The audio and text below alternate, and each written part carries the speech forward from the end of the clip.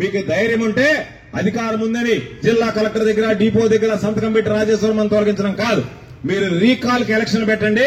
వెంకటాచలం గ్రామ ప్రజలు మాకు వద్దు అంటే మేము మరలా పోటీ చేసేటువంటి పరిస్థితి ఉండదు.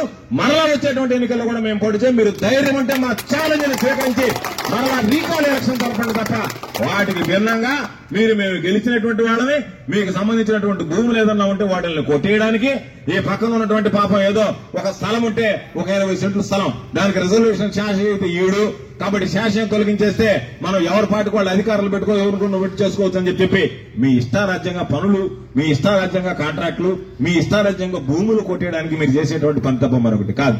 అందుకే డిపో దగ్గరికి వెళ్ళాం, రాజేశ్వరం అని కూర్చోబెట్టాం. శాసే అక్కడ నిలబడ్డాడు. శాసే వాయిలుగా అడిగాడు డిపో అని. ఏమి చేస్తేనో మాకు చెప్పండి అంటే పాపం డిపో 3 సార్లు 3 గ్లాసులు నీళ్లు తాగాడు తప్ప ఏమీ చెప్పలేకపోయాడు. మాట్లాడితే నీళ్లు తాగడం గుటక మెంగడం పాపం అంతే తప్ప మీరు తప్పు చేశారు ఇదిగోనేటువంటి మాట. సార్ విచారణలో తెలియదు ఎవరైనా విచారణ చేసినటువంటిది. ఎవడో ఒక పనికి మనలోడు ఏదో పత్రికల్లో రాస్తే ఆ పత్రికల్లో వచ్చినటువంటి దానికి నువ్వు విచారణ చేస్తావా అంటే ఏదన్నా ఈనాడు పేపర్ తప్ప మిగతా పేపర్లో రాసి కనిపించవా? మిగతా పేపర్ల గురించి పట్టించుకోరా? ఆ పేపర్లో రాస్తేనే కనిపించిందా? ఆ పేపర్లో రాస్తేనే మీరు మాట్లాడతారా? ఆ పేపర్ ఏమన్నా మీకు మార్గదర్శా లేకపోతే ప్రభుత్వం కాదా నడుపుతున్నది? గవర్నమెంట్ నడిపేది ఎవరు? పేపరా? ఈనాడు పేపరా లేకపోతే ప్రభుత్వమా? అధికారులు నడిపేది మీకు పైన ఉన్నటువంటి అధికారులా ఈనాడుకి సంబంధించినటువంటి రిపోర్టర్లా?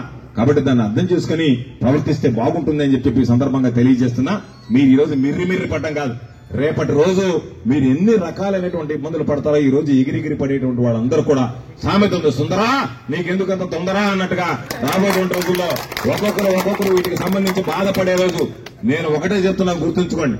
మీకు గుర్తుందో లేదో మహాభారతంలో కృష్ణుడు చెప్తాడు, అరే నాయన మీరు రేపు ఇబ్బందులు పడే రోజు, మిమ్మల్ని గుండె చీల్చే రోజు రేపు వచ్చినప్పుడు భయముడు ఒక్కరు కూడా మీకు అడ్డం రాదని చెప్తాడు పాపం శ్రీకృష్ణ పరమాత్ముడు.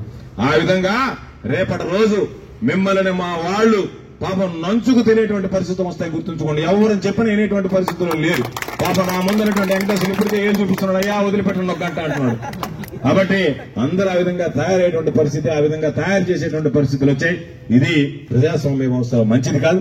మీరు ఒకవేళ కక్ష సాధింపులకు పాల్పడితే రేపు ఇంతకు 10 రెట్లు ప్రజలు తిరగబడేటువంటి పరిస్థితి వస్తుందనేటువంటి విషయాన్ని మీరు గుర్తుంచుకోండి అని చెప్పి